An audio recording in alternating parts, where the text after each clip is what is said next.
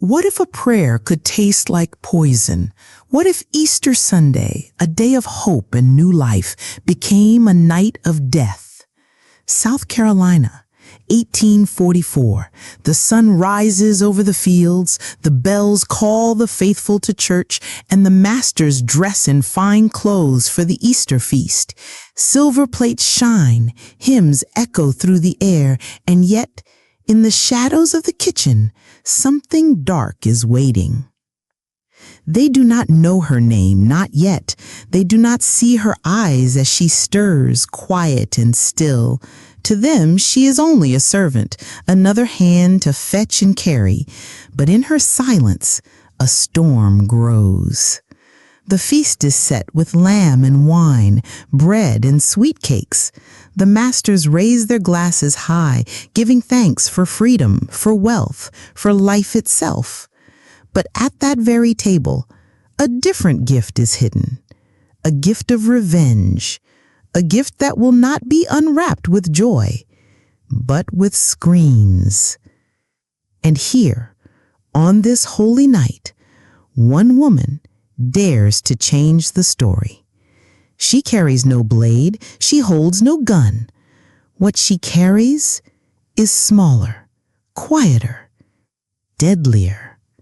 As the first bite is taken, as the first cup is raised, no one yet knows what is coming.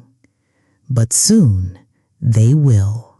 The house stood wide and white against the Carolina sky. To the outside world, it looked like a palace. Columns rose tall, windows gleamed in the sunlight, and the sound of music floated from within. On Easter Sunday, the place seemed almost holy, almost pure. But beauty can be a mask, and behind this mask, the air was heavy with cruelty. The plantation was a kingdom built on broken backs. The field stretched far, row after row of cotton, but it was not the master's hands that bled there. It was the hands of the enslaved, bent under the sun, whipped into silence. Every brick of that great house, every polished spoon on the table was bought with their suffering. Inside, the feast was prepared with great care. Long tables dressed in linen, silver polished to a mirror shine, platters of lamb, bowls of stewed fruit, cakes stacked with sugar, wine deep as blood. The masters wanted the night to glow with glory, as if wealth could hide sin. They laughed and prayed, their voices rising like hymns, but their laughter carried an echo, a hollow sound that could not fill the emptiness of their souls. The Easter feast was more than food. It was a show, a stage where the masters played their part as rulers, chosen by God, blessed with power. They spoke of freedom while holding chains. They sang of love while living on hate. And every candle lit on that table only threw more shadows against the wall. In the kitchen, the enslaved moved quietly, feet soft against the floor, hands working without pause. They were ghosts in their own lives, unseen except when called. Their faces told stories the masters never cared to hear, stories of loss, of stolen children, of prayers whispered into the night. Among them moved Rebecca. Her eyes watched, her silence held. She carried the weight of more than plates. Outside, the night pressed close. The magnolia trees stood tall, their sweet scent drifting on the breeze. But even their perfume could not wash away the truth. For in this grand house, under its fine white paint, the wood was rotting. The grandeur was hollow, and the feast was a mask stretched over a wound. The masters believed they were safe, untouchable, but at their table sat an unseen guest, a shadow that did not smile, did not sing, did not pray, a shadow that waited. And as the first dishes left the kitchen and crossed into the hall, the air seemed to hold its breath. Something was coming, something they could not see, but something that had been building for years. The silver shone, the wine glistened, the laughter rang.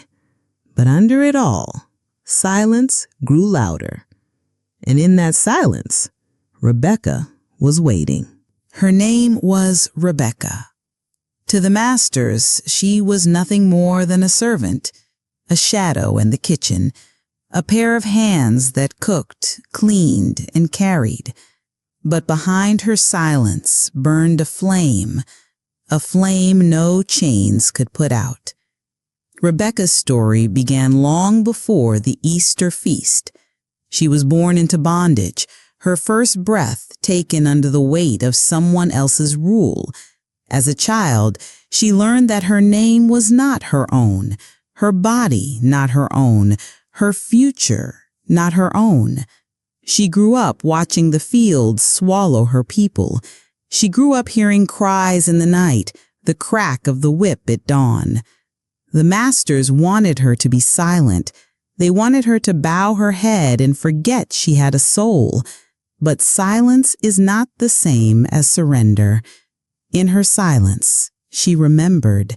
She remembered the faces of those lost. She remembered the pain pressed into her skin.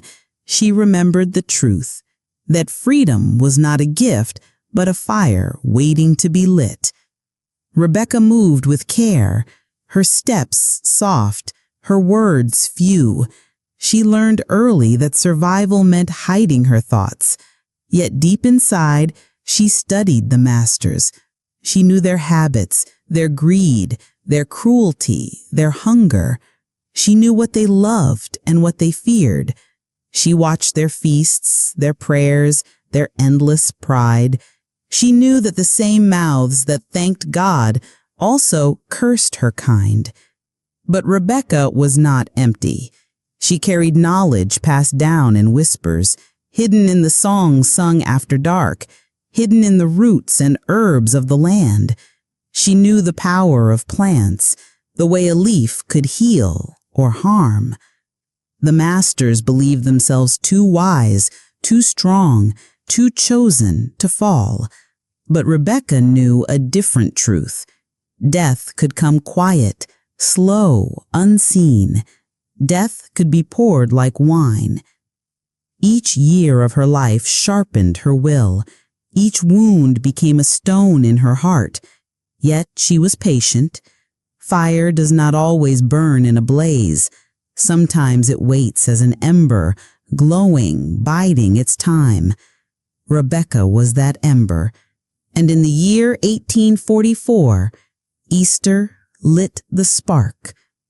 In the days leading to the feast, she worked as she always did. Her hands washed, chopped, stirred. But this time, every task carried a hidden weight. Every pot she touched, every cup she filled was a step toward a secret choice.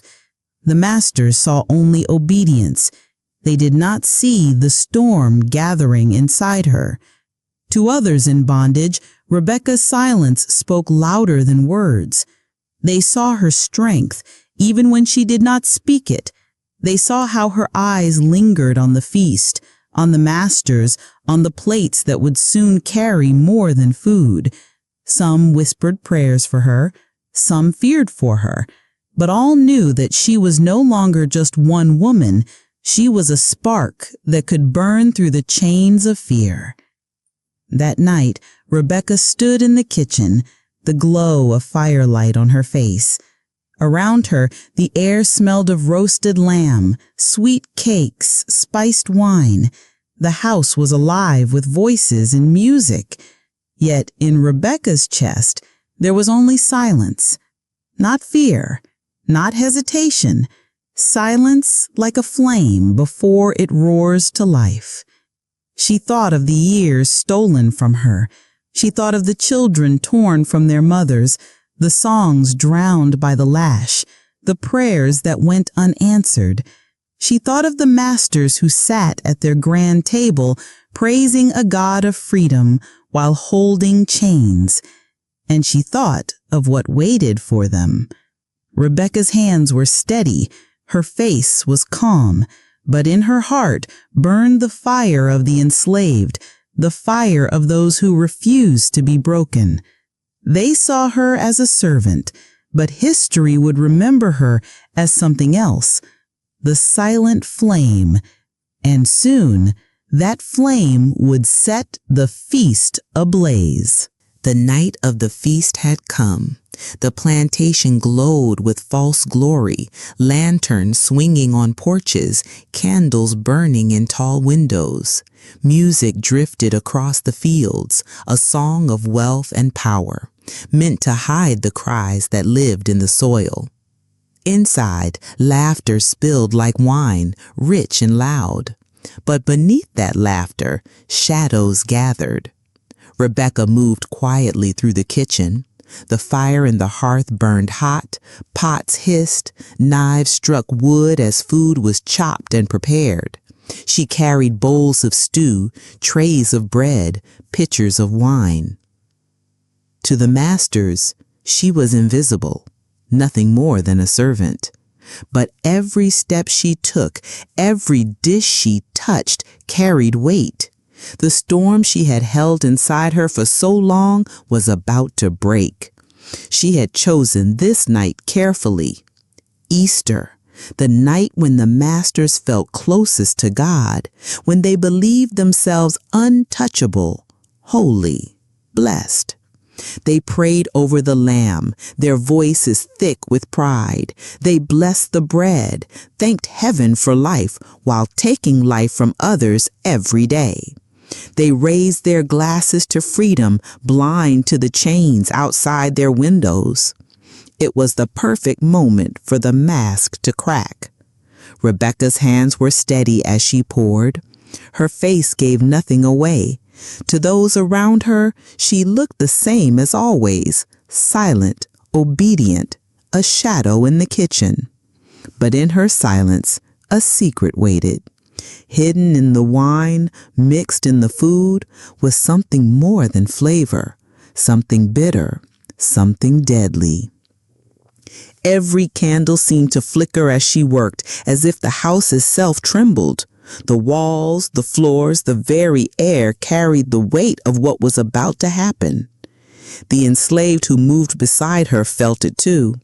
They did not speak, but their eyes told the story. Fear, hope, dread. They knew this night would not end like others.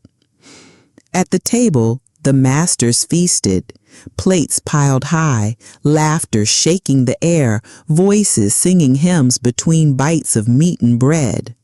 Their joy was loud, but their joy was hollow. They did not notice the silence growing in the room. They did not see Rebecca's eyes, dark and calm, watching from the shadows. The storm gathered slowly. First a quiet shift in the air. Then the sound of forks pausing. A cough here, a hand pressed to a chest there. The feast did not stop, not yet, but the shadows grew heavier with each passing moment. Rebecca knew what was coming. She had carried the weight of this choice, the danger, the cost, but her silence never wavered. She did not run, did not hide. She moved with the same careful grace as always, but in her heart was a drumbeat, strong and steady. To the masters, this feast was the same as ever, grand, holy, filled with plenty. To Rebecca, it was a reckoning. Each laugh sounded thinner, each prayer more empty. The food that filled their mouths was more than food. It was judgment. And as the night stretched on, the shadows seemed to lean closer. The air thickened. The storm was ready. Rebecca had done her part. The table was set. The wine poured. The feast begun. Now there was nothing left but time. Time for the poison to speak. Time for silence to turn to screams. And as she stepped back into the kitchen, her face still calm, her hands still steady, one truth burned in the air. The masters thought this was their night of glory, but it was Rebecca's night of fire. The feast began in joy. Glasses clinked, Prayers rose, and the sound of forks and knives filled the grand hall. To any stranger, it looked like a holy celebration, a family gathered in plenty. But beneath the shine of silver and the glow of candles, something else moved, a shadow they could not see. At first it was small, a cough hidden behind a napkin, a sudden frown, a hand pressed to the stomach. The music played on, but the notes seemed thinner, weaker. The masters reached again for the lamb, for the wine, for the sweet cakes dripping with sugar, and with every bite, the poison spread deeper. Voices began to falter. The laughter broke into uneasy silence. One man's hand shook as he tried to lift his glass. Another gasped, his face pale, his eyes wide. Chairs scraped against the floor as they tried to rise, tried to understand what was happening. But the truth was already inside them, winding through their veins. The hall that had been filled with songs now echoed with cries. Plates crashed to the floor, silver scattered across the table. The smell of food mixed with the sharp scent of fear. 6 masters, proud and certain only moments before, now bent in pain. Their prayers turned to screams. Rebecca stood in the shadows of the doorway, her face calm, her eyes steady. She did not move, did not speak. To her, this was not chaos. It was justice. The very mouths that had spoken of freedom while holding chains now choked on their own feast. The very hands that had whipped and beaten now trembled and reached for help that would never come. The room shook with their cries. Some begged, some cursed, some called for God. But no answer came.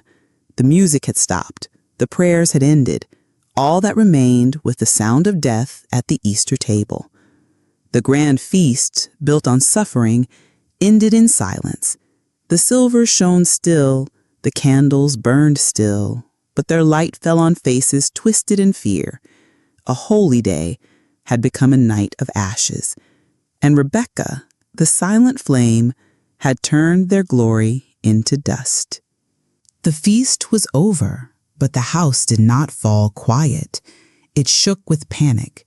Servants rushed, doors slammed, voices rose like thunder. The masters who still breathed demanded answers. Who had done this? Who had turned the Easter table into a grave? Suspicion spread fast. Every enslaved body in that house became a target of wrath. Whispers turned to shouts, shouts turned to threats. The chains rattled louder than ever, for fear always feeds on cruelty. Rebecca moved among them still, her face unreadable. Some said she was questioned, forced to stand beneath the glare of trembling masters. Some said she confessed with steady words, not of shame, but of defiance. Others claimed she stayed silent, letting her eyes speak what her lips would not. Silence can be sharper than any cry. Punishment came swift. The South was not a land that forgave rebellion, not even the whisper of it. They made examples of the enslaved, lashing, binding, hanging, crushing hope beneath iron law. And yet for all their rage, for all their chains, they could not unmake what Rebecca had done. 6 men had fallen. Their pride had shattered.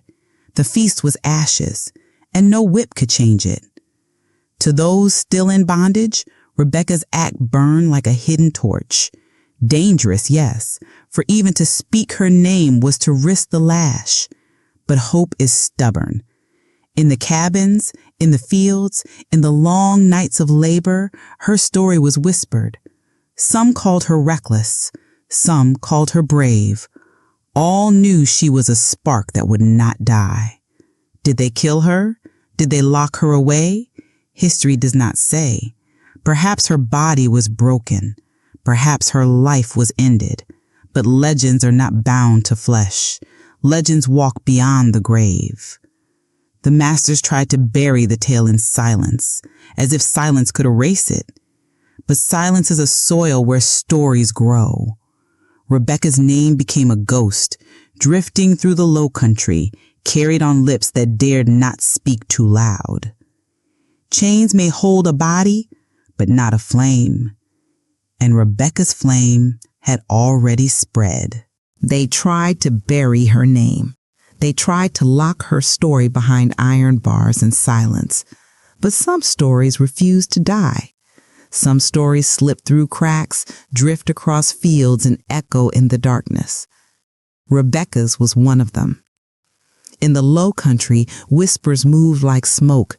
Around the fires at night, in the cabins where the enslaved gathered, her tale was told. A woman who dared to strike at the masters. A woman who carried no sword, who raised no gun, yet brought 6 men to their knees. To some, she was a warning. To others, a hero.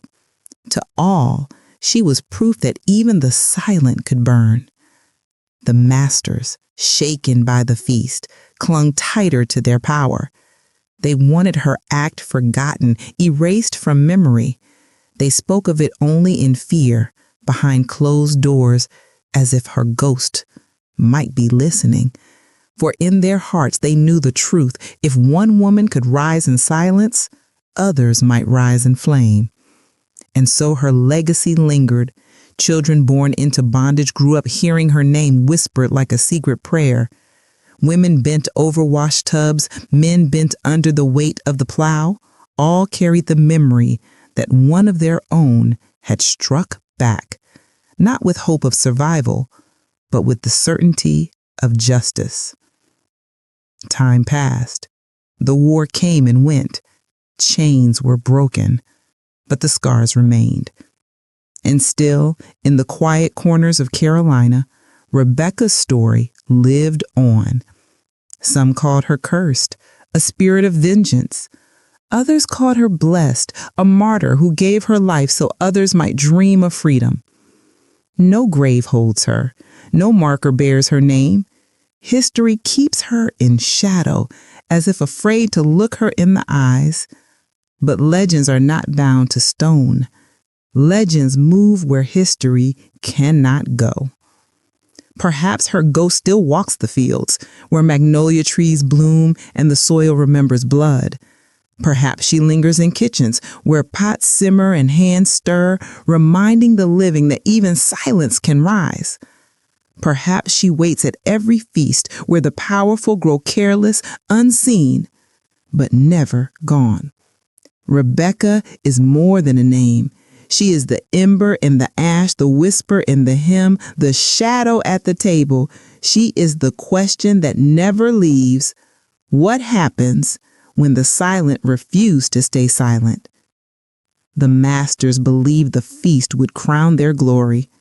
Instead, it crowned her legend. A legend too heavy to erase, too sharp to forget. And so her ghost lingers still, not a ghost of fear, but of memory, not a ghost of defeat, but of fire. The story of Rebecca does not end with chains. It does not end with silence. It ends where all legends begin, in the hearts of those who still whisper her name.